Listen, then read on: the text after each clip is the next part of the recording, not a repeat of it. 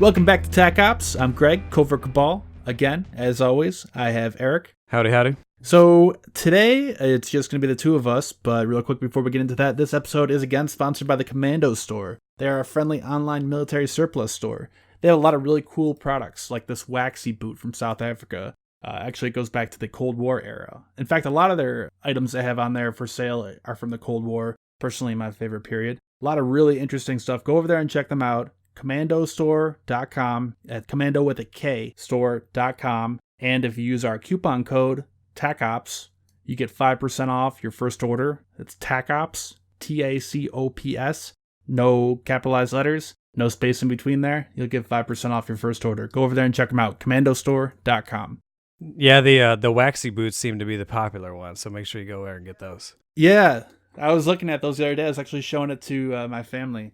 Showing them the website. They thought there was some pretty cool stuff. I think my brother actually ordered something later on from there. All right, I guess this is just a podcast with the two of us on here. We got some other cool guests set up for later, but I think there's a lot of stuff going on in the news that it's enough just for you and I to cover. The one big one has been Iran. Yeah, definitely. I think one of the biggest parts of it is the oil tankers that got hit.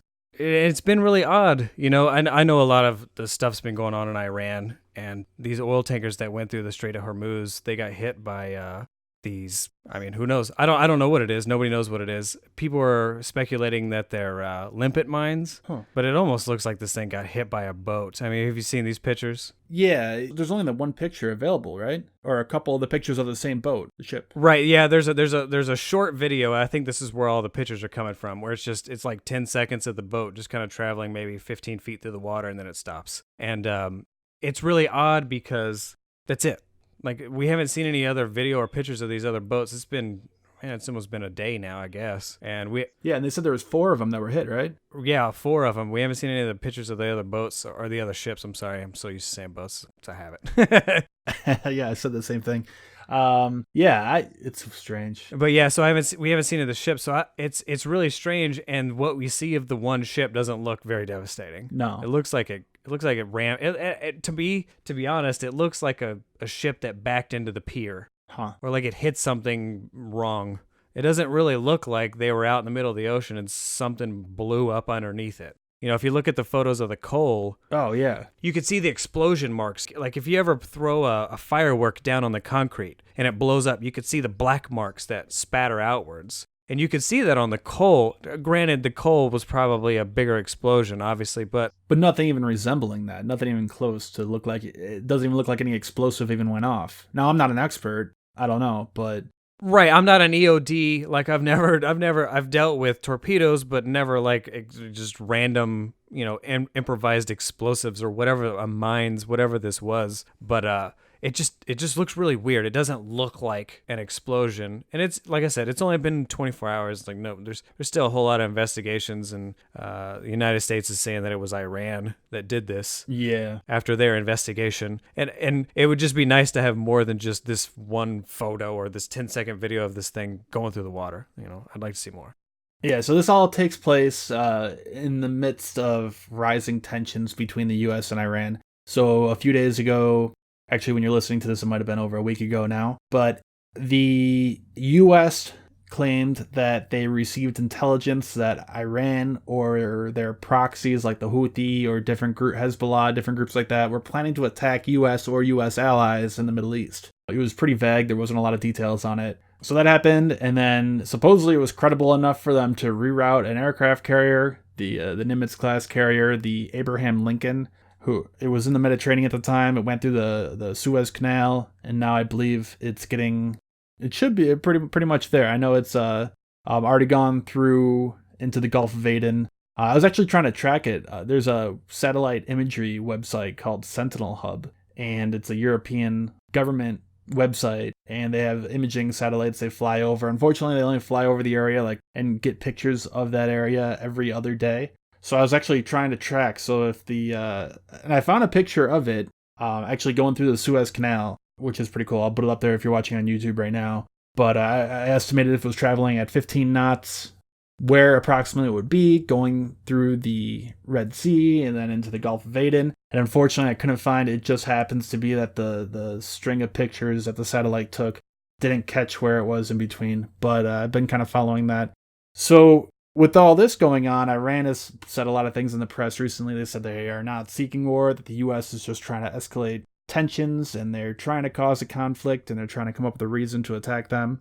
And then all of a sudden we have these tanker explosions go off. Right. So yeah, it's a little weird. And like you said, there's hardly any damage at all from what we can see. Right. Yeah. Right. And they weren't all from the Middle East. One was a Norwegian ship called the Andrea Victory. And that's the one you see in the picture, is the Norwegian one. You don't see any of the other Saudi Arabian ships. So I don't know. It's just a really odd, because normally when there's an attack like this, it's just videos and there's just crap everywhere, right? And you're just picking through bullshit. But at this time, there's nothing. It's just this one picture of this ship out of Norway. So right. I'm not trying to like spread conspiracy theories or anything like that. It's just there's generally a lot more information out by now. Yeah, a lot of people are talking about different possibilities. I mean, it could even, again, this is a conspiracy. I have no evidence for this, no proof for it. It's just a thought that, I mean, it could be anyone. It could be even Saudi Arabia possibly trying to throw fuel on the fire and ignite hostilities between the U.S., because Saudi Arabia is pretty anti-Iran. They have pretty bad tensions between the two of them. It's been going back for a while now. It's pretty much a mini Cold War, kind of like the U.S. and the Soviet Union were back 20, 30 years ago, between Saudi Arabia and Iran in the Middle East. They're both fighting for power. Saudi Arabia being the Sunni Muslims, and then Iran being the Shiites, or the Shia Muslims. So it's interesting to follow, because then also, on top of this, we had reports of an oil pipeline in Saudi Arabia run by their state-run their oil company there, being attacked by a Houthi-operated Iranian drone. Now, again, I'm getting all this mostly from Twitter. Nothing really has been verified at this point. Maybe in a few days we'll know more. But supposedly it was a drone that was operated by the Houthi. The Houthi rebels are in Yemen, and they're fighting right now against the Hadi government to take over control of Yemen. Saudi Arabia is supporting the Hadi government, fighting against the Houthi. And supposedly they flew that drone up into Saudi Arabia, pretty deep into Saudi Arabia, central western Saudi Arabia, and hit this oil pipeline with this drone. I'm not sure if it dropped a bomb or if it just was a suicide and rammed the drone right into it. I wouldn't imagine a drone would do that much damage to a pipeline unless it's just really poorly put together, or you maybe hit a weak point. Yeah, it could have had an explosive strapped onto it. Oh, that's true. Yeah, you could just turn that thing into an RPG, I guess. But pretty much, yeah. Instead of trying to actually fly over it and drop something. Yeah, which would require a lot more. I mean, it's a good use if you want to tackle their biggest economic, backbone. Yeah. I mean that's what they're known for. If you take that out, I mean, it's going to be huge. Especially, I mean, environmentally, everything. Like, you're just going to spill oil or just catch fire. I mean, I don't know what happened after that thing hit. I haven't seen any video or anything of it, but I mean, yeah, I mean, that's a cheap way to take out somebody's entire backbone for sure. Yeah, so that's the thing about this oil pipeline. It's kind of interesting that the oil pipeline is shipping oil and liquid natural gas to the west, away from the Persian Gulf and the Strait of Hormuz, which we all know has a long history of conflict, and it's a very volatile area that Iran has threatened previously to shut down. There's always fears that they might do it again to mine the area, because a lot of the world's oil, I forget the exact figure right now, but a good chunk of the world's oil actually flows through that tiny little strait there out to ship the oil to the rest of the world. So they're actually using these pipelines to transport the oil across the country and into the Red Sea. So then it can go through the Strait of Hormuz or out the other way and avoid that whole area altogether. So I think that's kind of taking away some of the influence Iran has over the region. Again, there's no concrete proof or evidence, but that could give Iran a motive to try to attack it then, if the Houthi were behind this attack on the oil pipeline. Yeah, definitely. And it'd be an easy attack. I mean, drones are getting cheaper and cheaper. I'm sure you could buy something relatively well put together online by now, especially on the dark web, if you know the right place to go. Oh yeah. I mean, they sell all kinds of crazy shit on there. So, and then also, I don't know if you saw this yet. I was looking on Twitter here. There are, and I'll link to it here if you're watching the YouTube video, but I'm not even sure how to say his name. Babak Tagheev. He was saying that there are unconfirmed reports of an incident in Tabriz, oil facility, which is in northwestern Iran. Supposedly there was a cyber attack.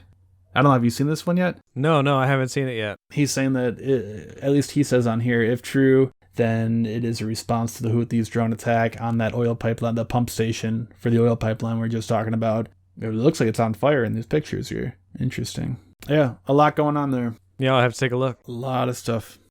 So I want to give a shout out to Victor Vescovo, who is a pilot for Triton subs. They just made it down to the bottom of the Marianas Trench. They actually went, I think they went another like 20 or 30 feet farther, but they actually went the deepest anybody's ever been to Challenger Deep. Wow. 35,853 feet. That's farther down than jets fly high, right? That's completely ridiculous. And they made it down quick. He came up safe. Everything was fine. And I'm sure they're going to be making some other ones, some other dives here pretty quick. But congratulations to him, because he's only the fourth person that's ever done it. Yeah, didn't James Cameron do that? Yeah, so there's been less people down there than been on the moon.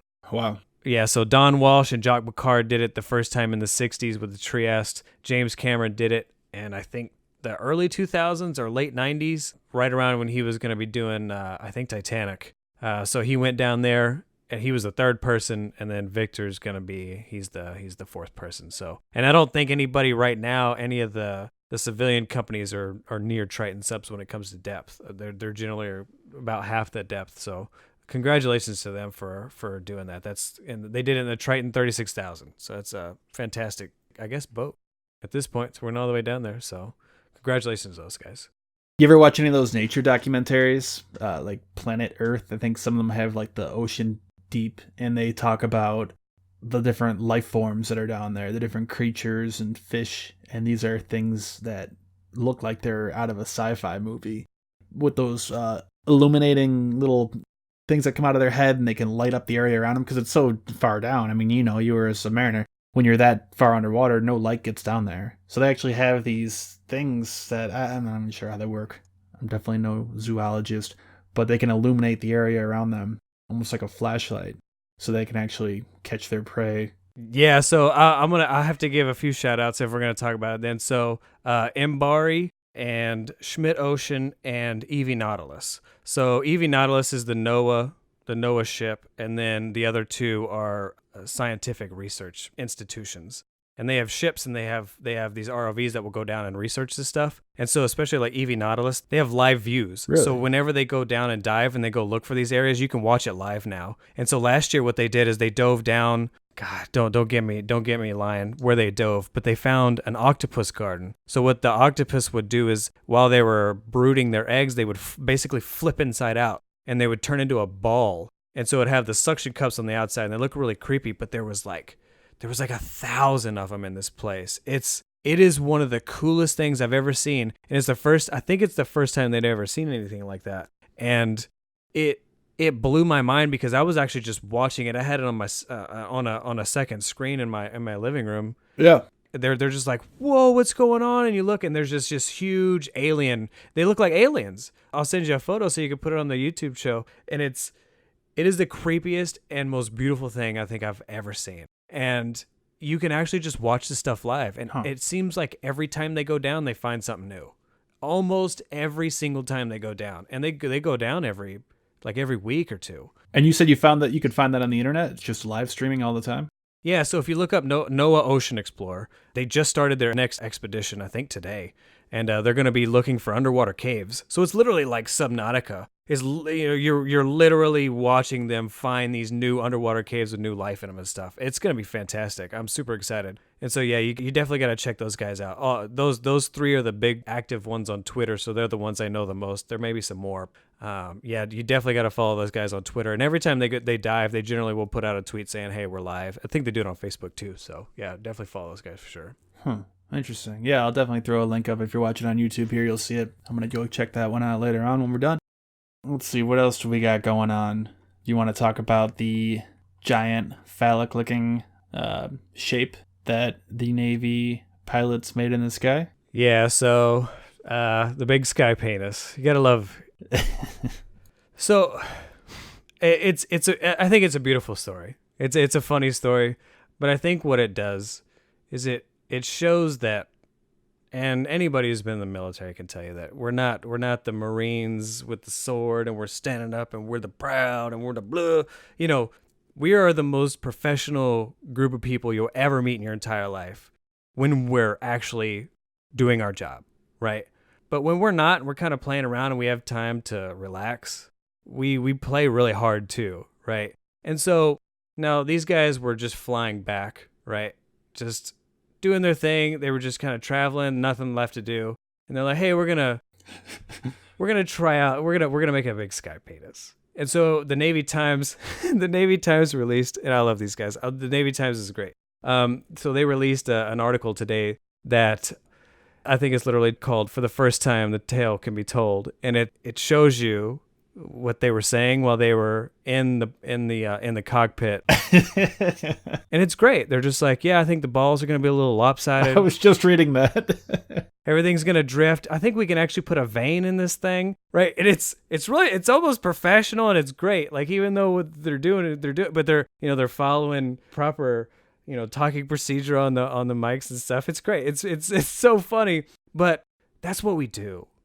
Like when we're just traveling around not doing shit, like, we just fuck off. Granted, and I think the Navy demographics has shifted a lot lately, but we just go out there and we have a good time, and we try to do what we can. And I think it shifted a lot from like everybody having their dicks out all the time, because it's just all guys, especially on submarines. Now you can't really do that anymore, and it's been more like pranks. And I can't really tell you what they do now and stuff, but you have to have fun. You have to like do stupid shit. We had a guy that he wanted to find the best place to masturbate on the boat. He was going to try to find the best place to do it, and he tried a lot of places. I don't know why. He's just fucking weird. Like, I don't know. Like, people are just fucking dumb, and they do stupid shit. And these guys just were like flying back like, "Hey, make a big old penis." What are you going to do? Nobody's going to find out. They thought that the currents were going to take it away. And it didn't. And it didn't. And they were like, "Oh, shit." They were like, "Oh, shit, it's not taking it away." So they tried to fly over it. I think Put a big X through it. They actually tried to line it out. Yeah. And it didn't work. But, I don't know. Like, I think it's beautiful because it really shows people who we are. We're not these perfect soldiers. We are when we need to be, but we also have to play really hard too. And sometimes you got to draw a big fucking penis in the sky. And I really wanted to highlight the fact that the Navy, I think they did a beautiful job disciplining the guys, because I think they just gave them some letter, or whatever. They didn't do anything that is going to affect their careers in any means. So, they don't even think they disqualified them or anything. So good for them. Good for everybody. Just keep them calm. And because they were apparently, according to the story, they were the best officers the guy had. He's like, they wasn't their character. They're the best guys I had. I don't know what I'm supposed to say. So, yeah, and it was supposedly an EA-18. So that's the Growler. That's the electronic warfare variant of the FA-18. Right. So those guys, there's not very many of them. Yeah. They're pretty highly trained. They actually have to go in there and jam enemy radars and communications and all that. It's a very difficult job. There's a lot to it. So, yeah, I don't know if they even could afford to fire him or to get rid of him. Yeah. Yeah, man, they flew a figure eight with a hoop, and it turned out to be a nice penis. It's great. I'm not saying that anybody that goes on the Fighter Pilot podcast should like go back to their job and start drawing penises in the sky to make a statement, but I think it was a rare event. It needed to be done. We all got that out of our system. Good job, guys. We should have asked him about that, if he ever drew anything obscene in the sky when he flew. Over his 25-year career, maybe. Well, I mean, that's the thing. Like, if you're in the middle of the Pacific, you could probably draw whatever the fuck you want. But when you're over, like, Nebraska, you can't draw a penis. Because, like, literally, according to the story, some lady was like, "I now have to..." It was a mother. It was supposedly a mother. Yeah, I have to now explain to my kid what this spaceship is in the sky. I mean, she could have literally done anything. She just probably didn't have anything better to do. She had to call the Navy and bitch about it. But I don't know. You got to pick your times, I guess. That was I think that was the biggest failure they had. They could have done it in a better spot, probably. Yeah. Yeah, it was over Seattle, pretty much. I believe a little bit east of Seattle. So, yeah. Supposedly it was only...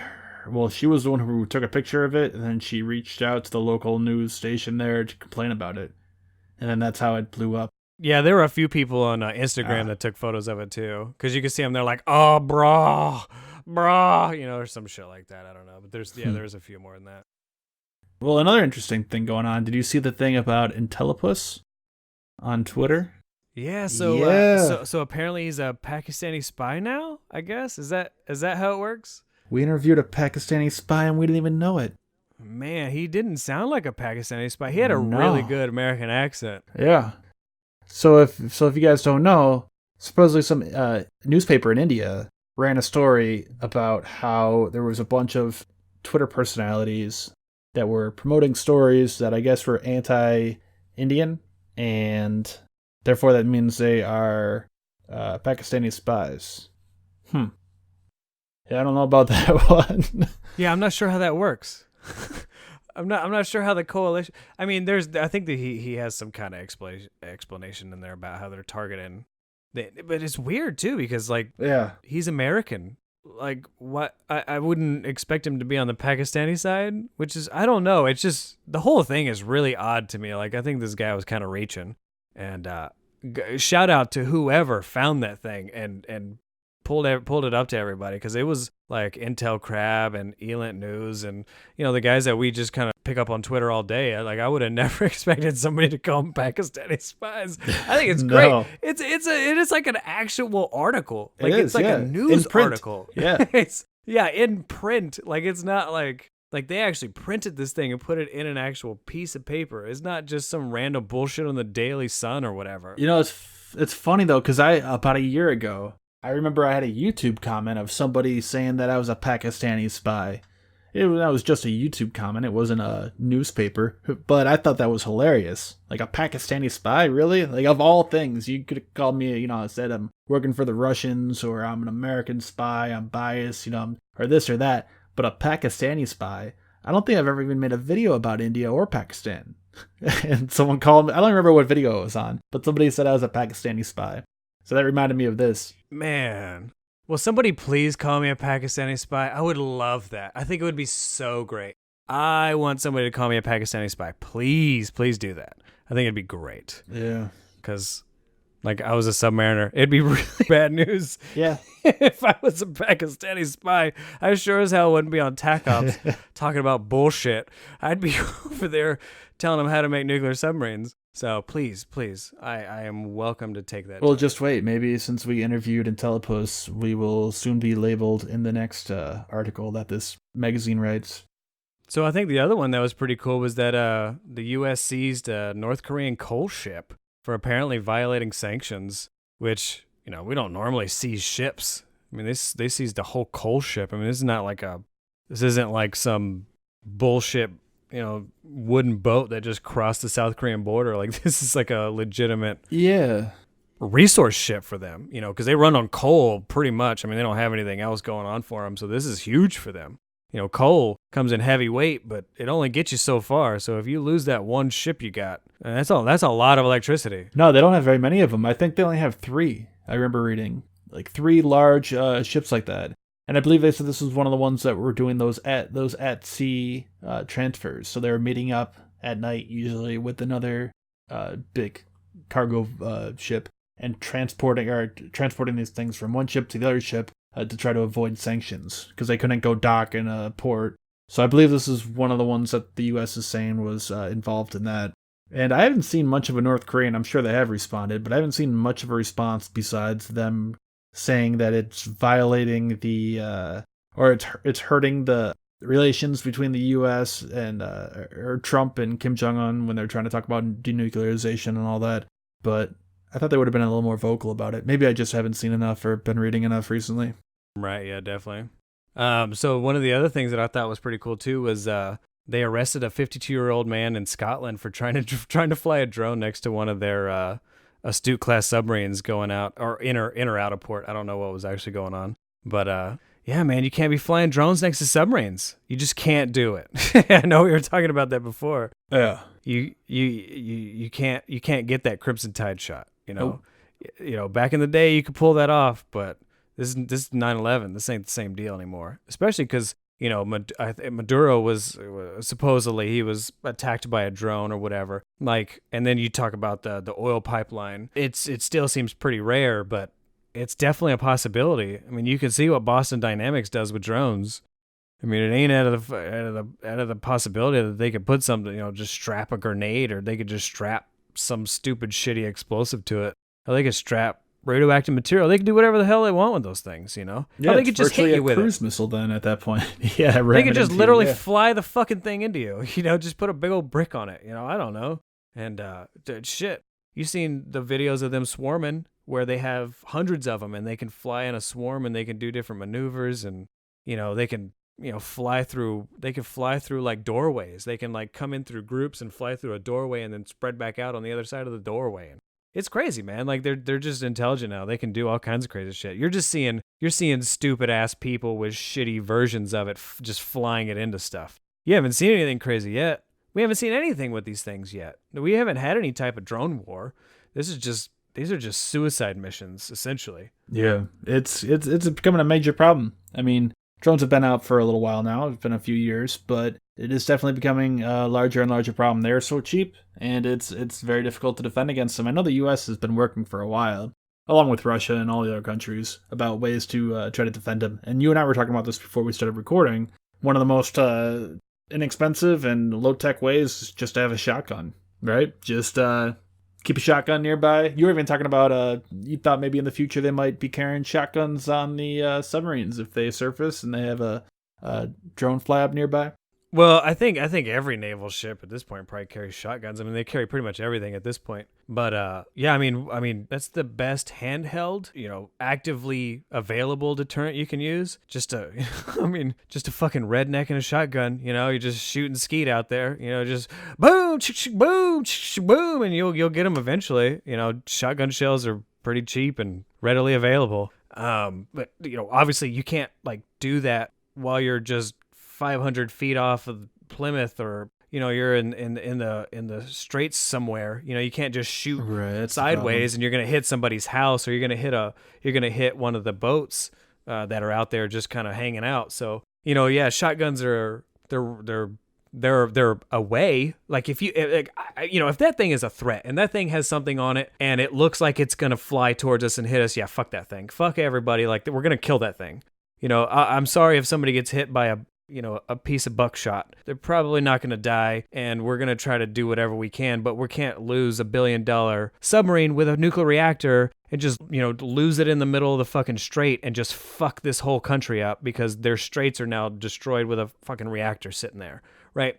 There's priorities in life. So, yeah, we'll shoot that, but if they're just a random drone and it's just kind of flying around and it's not being very threatening, yeah, they'll probably leave it alone. But that's where we need something. We need something where we can take that thing out, but not hit people, not hit bystanders in the little boats that are just hanging out, or shoot somebody's window out that's on the shoreline. So you get the wrong guy that pulls the wrong gun. I'm not saying that they're not trained well, but accidents happen. You get a guy up there who's in there with a machine gun and he just unloads with that thing for whatever reason. Those rounds are going to go a lot farther than a shotgun shell. So I don't know. There's a lot of variables to it, but they have to come up with something. And I would assume that the security boats definitely are going to be the ones that handle it the most, because they're just the ones that are in and out of the ports the most. They have the best feel for how to get in and out, and what to look for, what spots are the most hot. Have they seen drones there before? So I have a feeling it's going to start with more of the security ships. But yeah, I mean, big ships in general have a big weakness. It's the maneuvering watch. It's coming in and out of port, because you can't maneuver. You can't do anything. You're just a floating giant target. And there's literally nothing you can do because you're only going 5 knots. And so you're just barely making it over the tide coming in or whatever. So you have to rely on the security boats.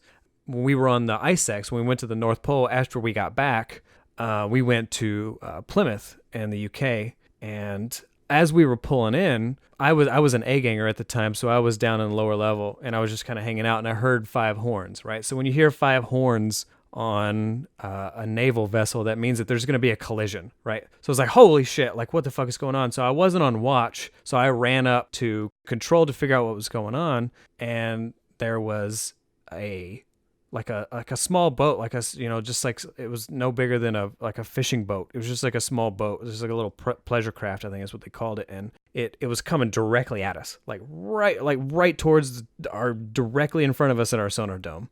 And it was coming so close and so fast that they pulled 5 horns to say, hey, look, you're going to hit us. And if you don't stop, we're going to have to do something about this. And so, like, there was no gunshots or anything, but we were watching it on the screen, and you could see this. It looked like another boat the same size, just hit this thing as hard as it could, 90 degrees on its right side, on its starboard side. Just boom, knocked the thing over, completely rolled the thing over on its side, right? I thought the thing was going to capsize because it had rolled so far. It had bounced back. The guy grabbed onto, because it had one of those covers, so he grabbed onto the metal rods that was on the cover for his boat and pulled himself back on the boat. And then you see it was a security boat, because it was one of those security boats, and it just rammed that thing. He just rammed the fuck out of that thing. And those security boats, those rib boats, have those big giant bumpers on the front. So it didn't even affect that thing. Those things, he just rammed that thing as hard as he could, just bounced right off of it, just scooted around right to the right, or right to the port side, just grabbed that dude off his boat and said, you coming with me? And they just took his ass out of there. I don't even know what they did with the boat. I don't even remember. But I remember going like, yes, like, it's awesome that we didn't have to shoot at that guy, because had he gotten closer, we would have shot him. Yeah. This was 2004. This was only 3 years after 9/11. You can go fuck yourself. Like, if you're coming directly, I mean, and the poor guy, I mean, who knows? I mean, he could have, like, his throttle could have been stuck. I have no idea. But you're coming at a $2 billion vessel with a reactor and multiple fucking weapons, like high explosive weapons that are going to fuck this entire port up for a really, really, really long time. It's a lot better for everybody if we just shoot you and try to take your boat out before you get to us. Because if you do blow us up, we are fucked. Like, and this whole entire area is going to be fucked for a really long time. So, you gotta weigh the priorities. So it was great to see this boat just pummel this guy. It was one of my first experiences, because when I went to the North Pole, it was my first time, like, actually on a real long trip. I'd only been out for a couple weeks before that, and this was my first port pulling into. I had no idea what I was getting into at this point, and this is the first time I've ever pulled in anywhere. I thought this might be an everyday thing then, huh? And I'm like, oh man, this is crazy.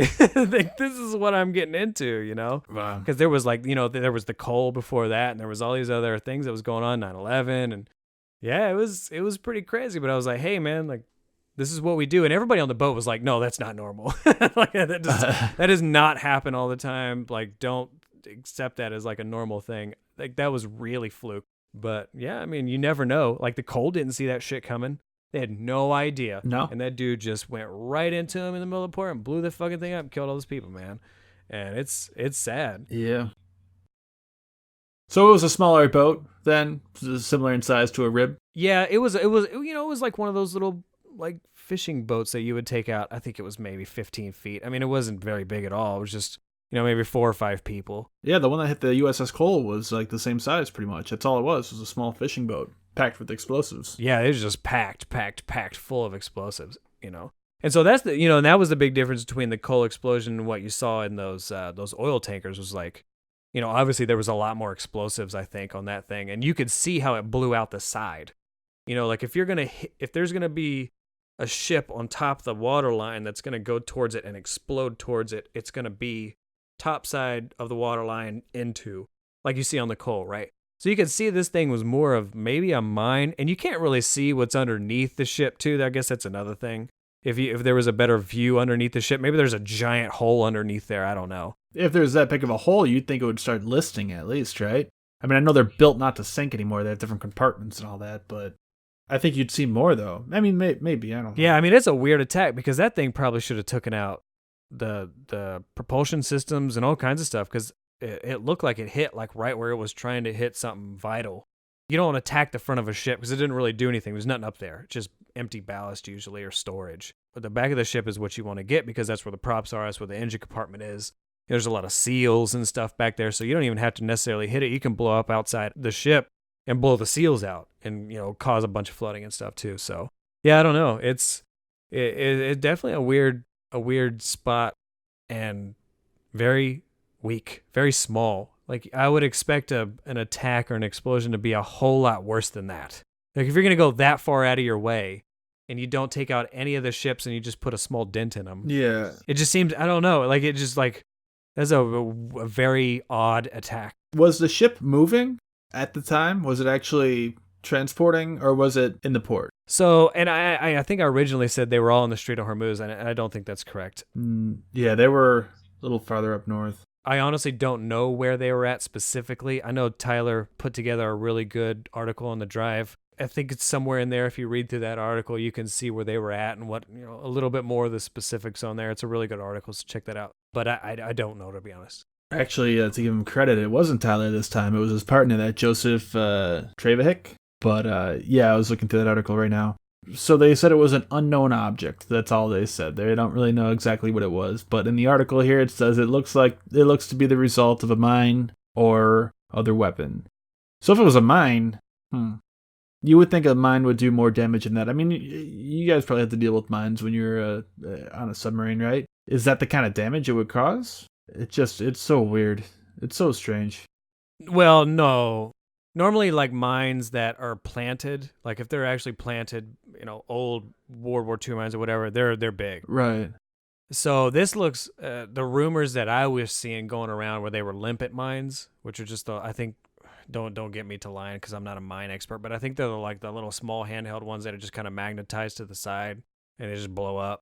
They're more for targeting stuff, so like you want to put them towards the back, towards the propulsion, because you're not going to take out a bunch, but you'll just kill the boat. Just to disable it. Yeah, they're more for targeting. Like I said, don't quote me on mines. I'm not a mine expert whatsoever. That's just kind of what I've spent the 5 minutes researching found. But yeah, that seems to be what everybody's saying. But even that seems to be really, really disputed too. So I don't know. Yeah, I know you said earlier, it does look more and more like it just kind of rammed into something. Like you had mentioned that it looked like it rammed into a pier or something. And that is, like, just the dent on it. It looks like a big dent, pretty much. And it's just so straight across to the right. Yeah, like I said, if I were to look at that picture and you were to ask me what happened to that, I would have guessed that they bumped the pier. Or like they hit it pretty hard. Like maybe they lost propulsion and hit it going a good 5 knots, and fucked the pier up real bad, but put a big old dent in the back of the boat, But that sure as fuck doesn't look like a mine. And if that's any mine, I wouldn't be using them. So if that was a mine, if your guys are listening to this podcast, I would definitely recommend getting rid of those things because they fucking suck. Yeah. Well, yeah. I mean, but who knows? We could be completely wrong. Stranger things have happened, Not everything turns out to be exactly how you'd think it would play out. So maybe it just happened to cause damage like that. Who knows? I mean, you would think that and so that was the other thing that I don't know of is, so there were 4 ships that were hit. Like, were they hit at the exact same time? Were they hit over a couple of hours? Like, I mean, if they're mines, they obviously didn't just all run over mines at the same time. So we all know that they're not mounted to anything. Like, somebody came up and strapped some type of, I guess if it's an explosive to the side. Because, if somebody rammed them, they would be stuck. Like, the guys on the ship would have been like, hey, there's a fucking boat back here. They just rammed into us. Picture. And it'd be this huge deal, right? So, I mean, unless there's a cover-up, obviously, I don't think that's the deal. I don't think anybody rammed them. So it almost looks like they hit something. I don't know, man. It just seems really stupid to me. I don't understand it at all. I don't know enough about small handheld mines. And if they were an attack, that could be a deal, I guess. I just don't know how you're going to do that. I don't know. The whole story is really odd, and it doesn't really make a whole lot of sense. And it seems really weird that they've already come out with this conclusion. It's the Iranians, and they did this, but they won't tell us what it is. Yeah. Like, what is it? Like, I want to know what it is. I'm just really confused. It just doesn't look like anything I've ever seen before. And I just like to know. I'm not trying to say it's a conspiracy theory or there's this fucking false flag or all this crazy shit that's going on the internet, but I'm really confused. I don't understand what's going on. Well, who knows? Maybe by the time we get this podcast uploaded, there will be answers. Most likely not, though. A lot of these incidents just seem to fade away and you never really hear. Maybe you'll hear one story again about it in a couple weeks from now, but it still won't have all the answers. But I guess that we can talk about Iran a little bit more. So the incident in this article here, it's kind of talking about how one of the big things that's going on is the U.S. is talking about writing up different contingency plans to deal with Iran. And one of the things is they were talking about sending, it says 120,000 troops to the region. That's pretty substantial. Yeah, and I think that's what's fueling a lot of this whole false flag thing is like, okay, well, there's a small attack and then there's other small attack, and oh, this is just reason for us to send people over there. I have no idea what's going on. Who knows?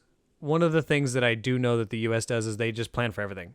You know, when you're getting ready to deal with something, if you don't have a plan for it, it's going to be a fucking surprise, and you can fail miserably. So you have a plan for everything that you do. That's why you hear these crazy stories about, oh, the U.S. Navy had a plan to fucking blah, blah, blah. Well, yeah, they had a plan to do everything. They had when it comes to nuclear power, weapons, they were nuking everything. They were blasting everything. Like, there were plans for everything. Because if you don't have that plan, then you have to put resources together right then to figure out what the answer is, and more than likely you're going to fail because you're rushing to get to the answer. Yep.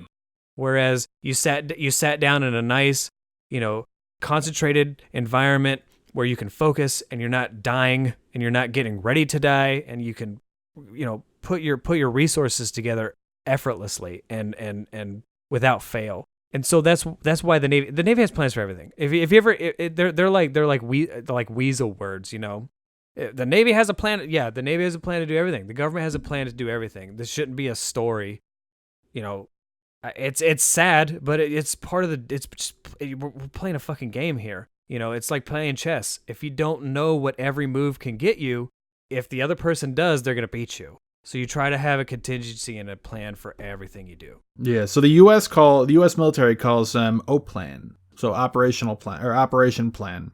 And that is where they draw up a whole military operation, joint military operation between all the branches. And it's a systematic approach, how they would carry out the war. And that's going to be incredible to look at. I wish I can see one of those one day. It's going to be pretty incredible to look at. Like, for example, they're, have a list of all the high value targets they want to make sure they hit right away. How to deal with the nation's air force and air defenses, and then a possible ground invasion from there.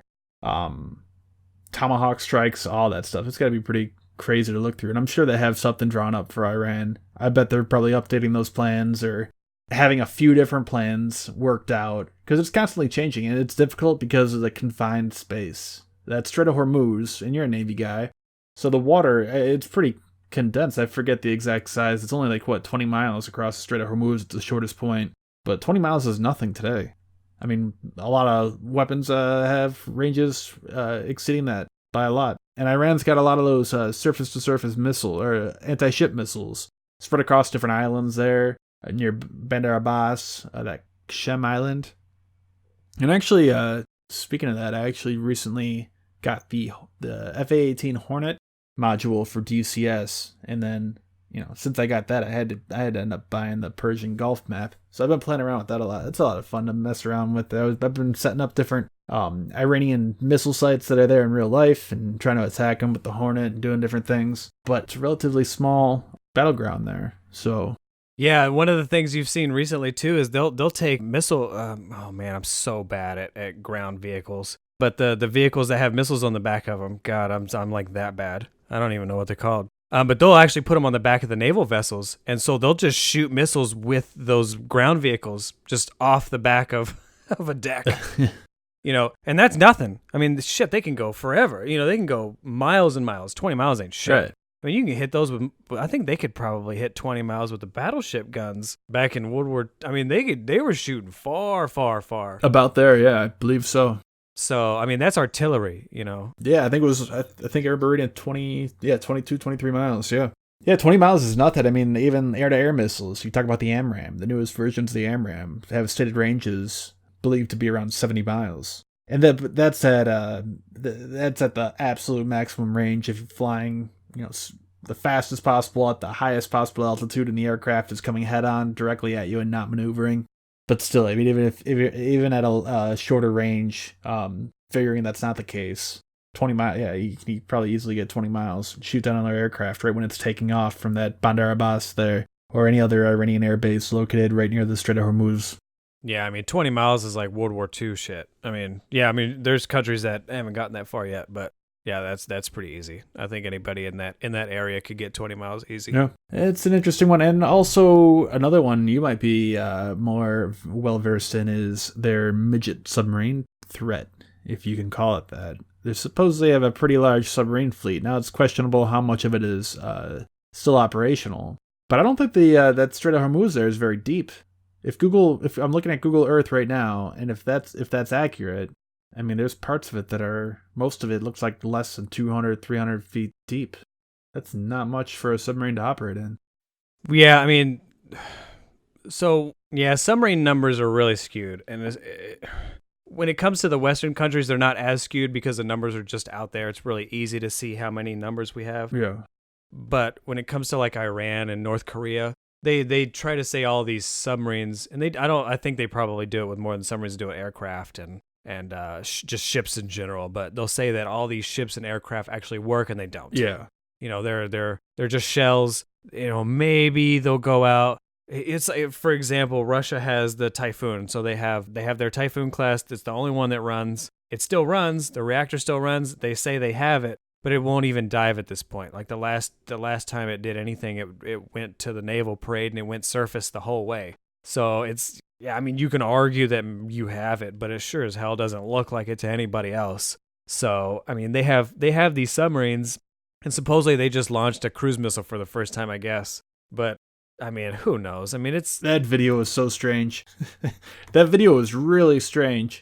Yeah, it really was, because they launched it surfaced. You know, I don't know. Yeah, they launched it like a torpedo, and actually, unless I'm getting confused with a different video, but they launched it and it flew out like a torpedo underwater for a good several hundred yards, right? And then it came up out of the water, supposedly. Yeah, it seemed like it was some kind of like sub-rock variant where it's, you know, like a torpedo at one instance or a rocket at the other. It just seems really weird because you don't shoot rockets surfaced. Like, what is... I mean, I guess you have to do what you have to do, but you don't see that at all. So even though you can shoot a cruise missile, you're doing it surfaced, which is really stupid. Yeah, you're going to pick that up pretty quick. Defeats the purpose of a submarine. And nowadays, fuck, a P-8 will get you for miles. Yeah, it's stupid. Yeah. Here's a big giant fucking wall in the middle of the ocean. Oh, you can see me. Now we're going to shoot a cruise missile, which is only going subsonic, which you could shoot down with a pistol. You know, I don't know if you ever seen them fly over an area. They're slow. If you see it coming, I'm not saying you can shoot down with a pistol, but I mean, you could possibly shoot it down pretty easily, especially because they fly so low a lot of the time. So I don't know. Their submarine threat is pretty minimal at this point, and I'm sure they are loud as hell. So if they did become a threat, I'm sure we would put one of our 2 subs on them and track them, and they would never be a threat after that. Staying on the topic of submarines would be their ability to mine the strait. Now, how much of a threat would their mines be to, for example, U.S. submarines, if a U.S. submarine went in through there? Well, I mean, just an explosive in general is bad. I mean, if you hit a submarine in the right spot with a grenade, it could be bad, you know? Yeah.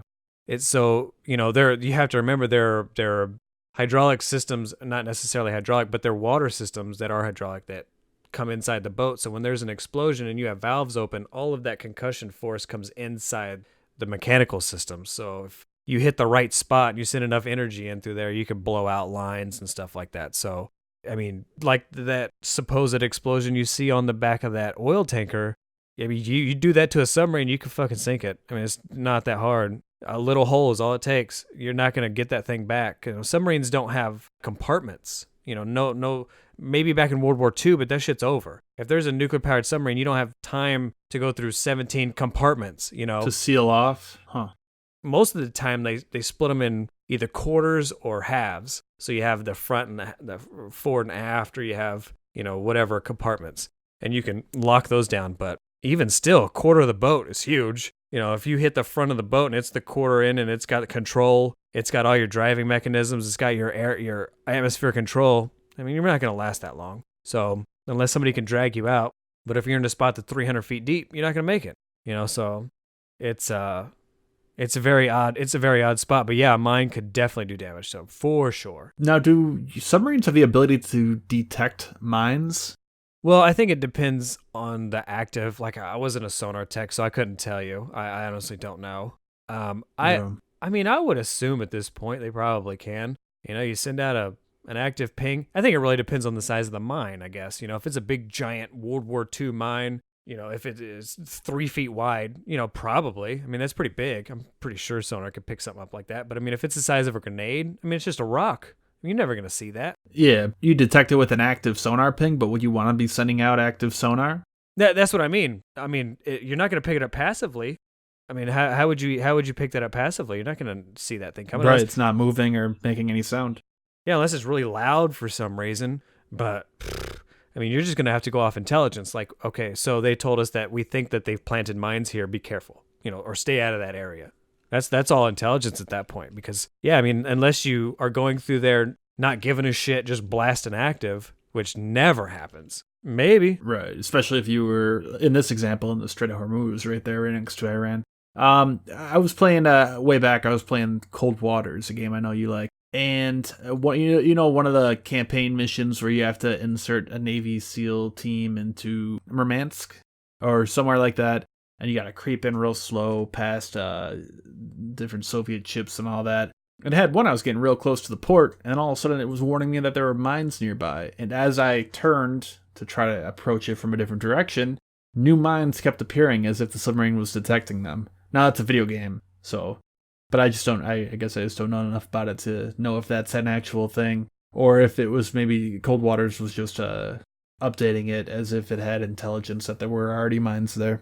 Yeah, I'm not saying that the U.S. doesn't have something to counter them. I mean, I have no idea. When you talk about magnetism and all kinds of like weird cameras and especially drones and shit, I mean, fuck, who knows? Who knows what they have to counter mines at this point? I'm sure there's all kinds of cool toys out there now. But, when you play Cold Waters, it just kind of pops up. And with Cold Waters, you could see outside the submarine, which you normally can't when you're on a submarine. So right. You're just dependent on sensors, which is really odd. But, it's nothing like Cold Waters for sure. Like, they don't just pop up. You'd have to depend on a lot of intelligence at that point. Like, we think that this country is putting mines here, so stay the fuck out of there.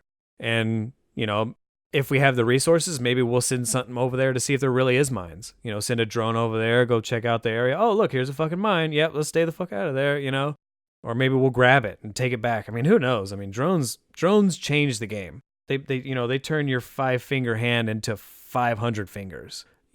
They really give you huge resource and huge reach. I hugely believe that they have changed the game at this point, and it's really difficult to understand what they can and can't do. So I don't know. Oh, yeah. And it's all changing so quick. Even once you do understand what they can and can't do, it's already all changed.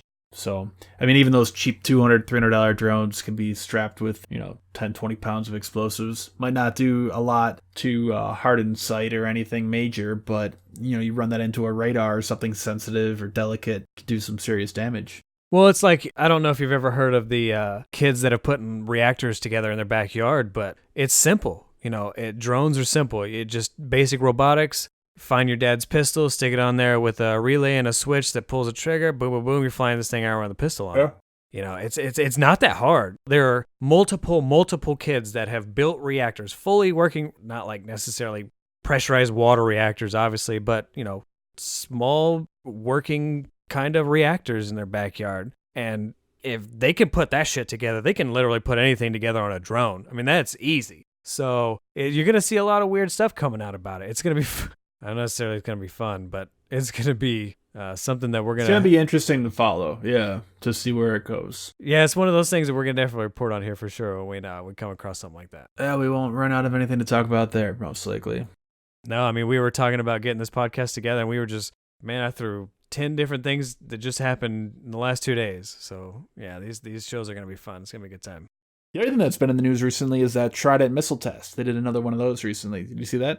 Yeah, so the USS Rhode Island got to launch a D5, which, oh man, I was never stationed on a ballistic missile submarine, so I don't personally know what that's like. Ballistic missiles are way bigger than cruise missiles, right? Because I was on a fast attack, so we carried Tomahawks, which are nothing. I mean, I could almost wrap my arm around that Tomahawk. They're that small. Yeah. But a cruise missile is... God, I mean, it'll take up your living room. It's enormous, and it's stories big. Can you actually feel it? Does the whole boat vibrate or shake when you guys are launching cruise missiles? I've heard stories of people that were on there, when they launched, and they were actually in the middle compartments, or where the middle of the boat is where they have the missiles. And they said that when they would launch them, you could see the deck plate, you could see a wave like come through the boat, like it was like a water wave. But these are solid metal deck plates. You know, this thing had so much force that it would bend metal in weird ways, and you could feel the boat shift and do really odd things. You know, when you shoot a Tomahawk, it's nothing like that. It's like, boom, and it's over, and it's gone. You don't even notice it. But cruise missiles are like, you're launching shit into space from underwater. Yeah. You know, so there's a shit ton more force on those things than anything that comes out of a Tomahawk. I mean, the Tomahawk doesn't even launch until it gets out of the water. We're just spurting it out. Right. Because, you know, torpedo tubes are essentially squirt guns. You know, you just squirt it out, and once it gets out, it takes off and does its thing, if it's a torpedo or a missile or whatever. The ballistic missiles do the same thing. They don't actually ignite their rocket engine until they are out of the water. Right. But yeah, you can still really feel that, huh? I mean, that's a huge... Yeah, they launch, I mean, past space, higher than the altitude that the space station orbits at. I believe it's like about 1,000 kilometers, the apogee, the highest point that it gets, which is like, what, 600 miles, 700 miles? It's insane. Oh, well, I mean, you got me to line. I'm not a rocket scientist. I have no idea. Oh. Yeah, we launch cruise missiles. You know, they're like, they fly slow. They're nothing. Right. And those things are completely, you're talking about a whole different story. I mean, they go into space and drop out of space, and you're not stopping them. More than likely. I mean, they talk about missile defense, but, you know, we're going to share a video of reentry of MIRVs coming in and seeing them hit ground. It's not. I don't understand how you're going to stop it. Trying to hit that, it's like trying to hit a bullet with a bullet. I mean, I don't know how you're supposed to pull that off, especially when some of them are decoys, some of them are pyrotechnics and stuff. Who knows? All kinds of crazy ass shit that they do with those things. I mean, yeah, they have decoys and all kinds of crazy stuff to pull off. You know, missile defense and stuff. I don't know, man. Like, I just don't see how you're going to stop it. It is completely devastating. It was funny because I was thinking about it with the whole missile defense thing, that I think that's one of the reasons why you're seeing a lot of the Poseidon kind of underwater nuclear weapon thing, is because if we do get missile defense off the ground and it really does work, now they have another card to play. Yeah. I never really thought about it when we were talking about it first, but I think that's one of the reasons they're really trying to push that now, is here's a second card, regardless of your fucking missile defense. You're not stopping this. Exactly. Like, there's no way you're stopping this, so... Yeah, that was I mean, the U.S. withdrew from that. So there used to be a treaty called the ABM Treaty, Anti-Ballistic Missile Treaty, where the Soviet Union and the U.S. would not construct these missile defense systems to shoot down specifically ICBMs, long range, the big nuclear, the ones you think about, nuclear missiles. And actually, I think they did have an asterisk in there where they were allowed to build. I believe it was 2 sites, one. Or maybe it was only one site and they had to pick between the two. Either defending one city, like a capital city, or defending their own ICBM silo. And that's actually what the U.S. picked originally with the Safeguard program. So we were actually building these interceptors back in the 70s, I believe it was, before this treaty, during this treaty. And it was going to be to defend our missile silos from attack so that the Soviets couldn't take it out in the first strike, so we could defend it, so we can retaliate. Soviets ended up building theirs around just north of Moscow, to defend against a U.S. strike to protect their city, and actually that's still operational today. They have a few upgraded versions. Sorry to go off on a little bit of a rant here, but the ABM treaty there banned anything beyond that, research and development of it. So I believe it was 2001 or 2002, right around there somewhere, George Bush, president at the time, withdrew the U.S. from that treaty. Russia had picked up the treaty and agreed to abide by it after the collapse of the Soviet Union. So yeah, the U.S. withdrew from it around 2002, I think it was.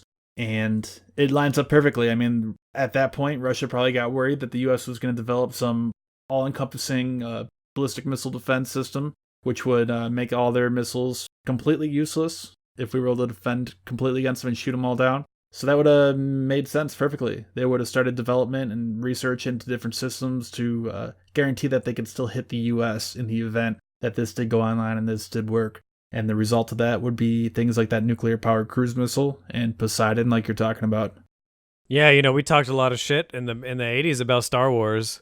And I don't think it ever turned out to anything, but you know, you got to have something against it. You know, if you can take out all of the missiles, what do? Well, you're not going to hit anything underwater. I mean, good luck. I mean, we obviously know we have SOSUS, right? So we have a way to listen. So as long as this thing isn't just tearing ass for 2,000 miles and we can just pick it up the whole way and just intercept it pretty easily. Because remember, it's a torpedo.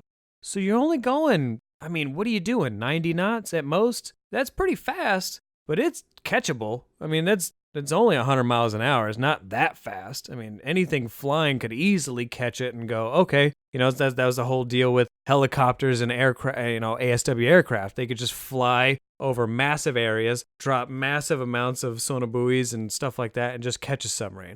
And you could do that with Poseidon. You could literally use the same type of ASW tactics against something that's literally tearing ass. I mean, it's cavitating the whole way. You know, you're gonna hear that. So that's gonna be loud, yeah. You can detect that way off. Right. That's why I was asking Sutton a little bit about the stealth capability, because if it went 30 knots and it took 3 times as long, you're never gonna hear it, and it's still gonna get there. It's gonna be 3 days instead of a day, but now you're never gonna find it. Yeah. Can you imagine that? Can you imagine like a nuclear war breaking out and then you think it's all over, everything's done, and then 2 weeks later this thing finally got across the ocean? If it was going 5 knots or whatever. Yeah. Gets there 2 weeks later and blows up New York or Washington, Baltimore. So you say that, but Tass just was talking today about the oh God, I'm gonna pronounce this wrong. The Khabarovsk. Oh jeez Christ, I'm not good at Russian names. The Khabarovsk,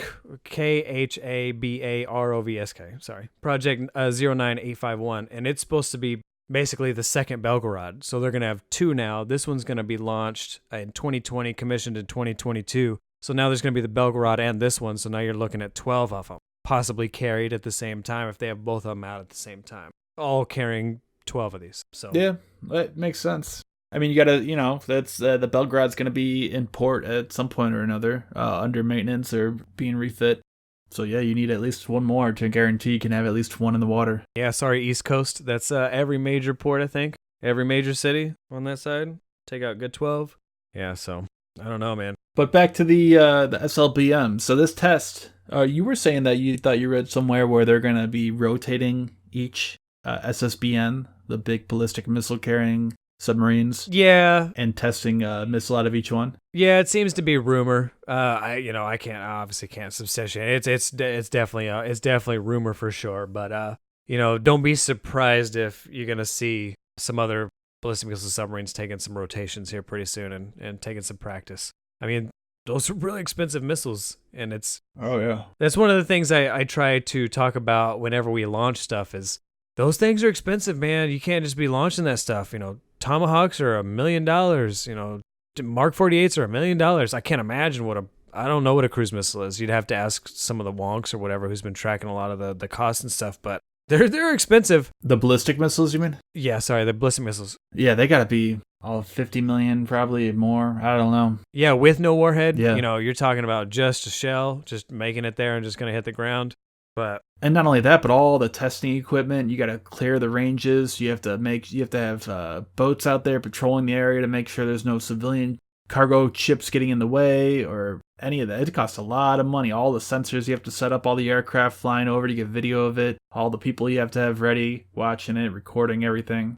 A lot of money to do these tests. I don't know if you saw it. Like, it was probably 6 months ago now, but Russia, they did a test where they launched 4 of them in a row from the same boat. Yeah, I saw a video of that. It's a testament to the people who live in those areas, who work in those areas, that watch the reentries, because you can't just shoot it over there and not give a damn. Like, you have to, when you have a target, you have to record it, track it, make sure it actually worked, because the reentry vehicles, if they don't come in correctly, they'll burn up. So you have to watch them make it all the way to the ground and actually hit the ground and blow up. That's where North Korea failed, as far as I understand, is they never had their reentry vehicles actually make it into the atmosphere. They always burned up, which doesn't mean shit. Your nukes don't mean anything. They're not going to blow up if they burn up. So you have to have people that live in those areas. And so you're going to shoot a missile from, let's say, 7,000 miles, like the D5 is, to like the Kwajalein Atoll. I think that's how you pronounce it, right? Yeah. And you got to live there and hope this thing doesn't hit you. It doesn't hit your tracking station, or it doesn't hit your house, or it doesn't, you're literally sitting there watching these meteors just land around you. It's crazy. Yeah. I don't think there's anyone who lives on the Kwajalein. I think it's pretty, no, actually there are. Well, you know what? If you're watching on if you watch it on YouTube, I'll have a map of it and we can show. I think it's arguable. So you guys will know. But I think there actually is a small village of the natives who, you're actually right. I'm wrong. I think there is. I'm pretty sure there is. God, imagine you're like 250 years behind everybody else, and these guys come in and go, "We're gonna be raining fucking meteors onto your island for the next 40 or 50, 60 years," and you're just like, okay, and you're just watching these things hit, doop, doop, doop, doop, doop, doop, and you're just like, oh, look at these gods raining down missiles upon me. Oh man, it's crazy.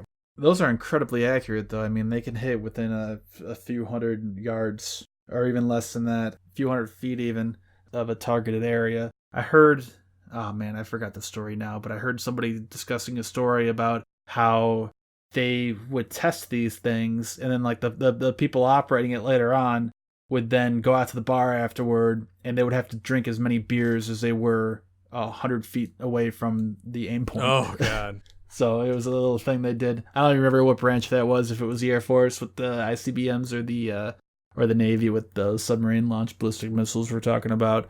But I remember hearing a story about that.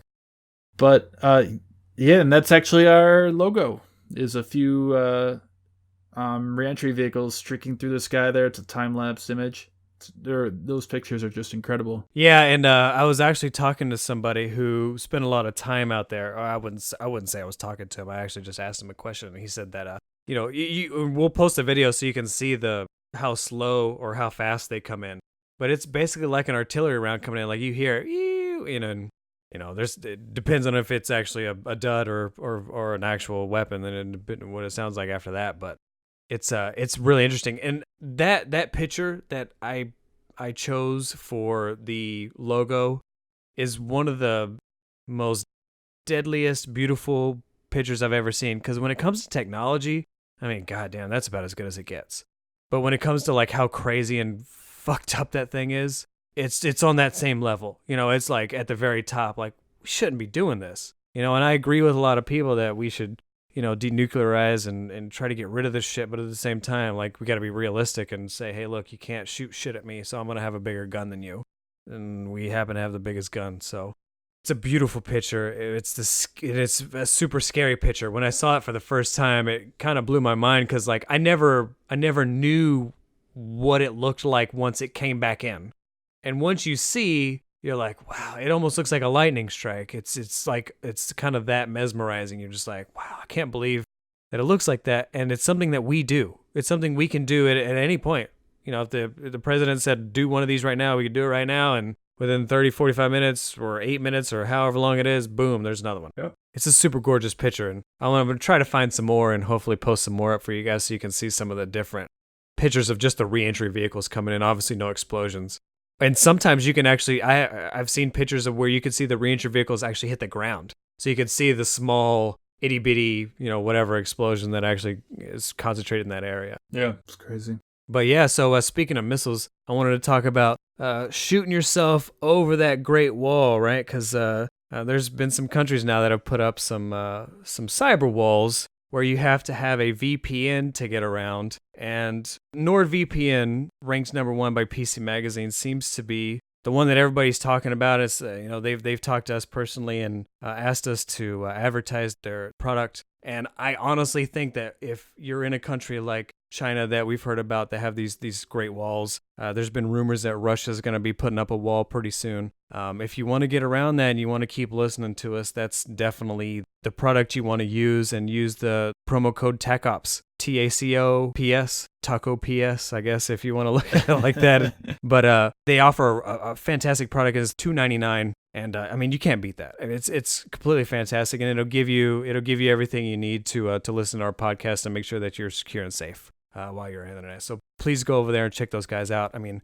if you're going to use a VPN, that's what I use. That's what Greg uses. That's what everybody I know uses. So make sure you go over there and check those guys out for sure. All right. With that, do we have anything left we want to discuss, or are we going to wrap it up for this episode? No, I think that was a good one. We talked about some good stuff. I like the news shows. Yeah. We get to kind of throw it around a little bit, and we got to do these more. It's a little less formal. We don't have to be in our interview mode, which are always tough. to make sure we're asking smart questions and everything. A little bit more relaxed, less formal. Yeah, it was fun. Yeah, I definitely cuss a lot more on our news shows for sure. you gotta play the audience. True.